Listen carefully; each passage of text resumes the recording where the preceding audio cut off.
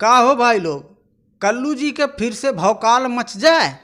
तो चला भैया रेडी हो जा सब लोग। जी हाँ, आज के वीडियो में आपके बता दी भैया कि भोजपुरी के चॉकलेटी स्टार कहे जाने वाले अरविंद अकेला उर्फ कल्लू जी और गोल्डी यादव के आवाज़ में एक नया भौकाल और भूचंप आने वाला है। जैसे कि आपको बता दूं कि कल्लू जी का बहुत सारा ऐसा गाना आता है कि भैया गर्दा मच जाता हो भोजपुरी में। इसी वजह से मैं आप सभी को बताऊं कि इनका एक नया भौकाल और भूचाल जैसा गाना फिर से जा रहा है लॉन्च होने। 25 अप्रैल यानी कि आज के डेट में इनके गाने का टीजर कुछ ही घंटे पहले ही लॉन्च किया गया है। तो चलिए फुल वीडियो की जानकारी आप सभी को दे दूं कि कब और किस चैनल से लॉन्च किया जाएगा।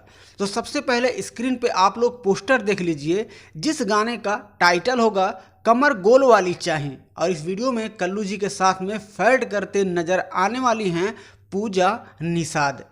इस वीडियो का टीजर सारेगामा हम भोजपुरी यूट्यूब चैनल है, उसी पर इस गाने को लॉन्च किया गया है। और इस वीडियो के director choreographer Lucky Vishwakarma ji हैं। गाने के राइटर होंगे आशुतोष तिवारी जी और म्यूजिक दिए हैं बड़े भाई आर्या शर्मा जी।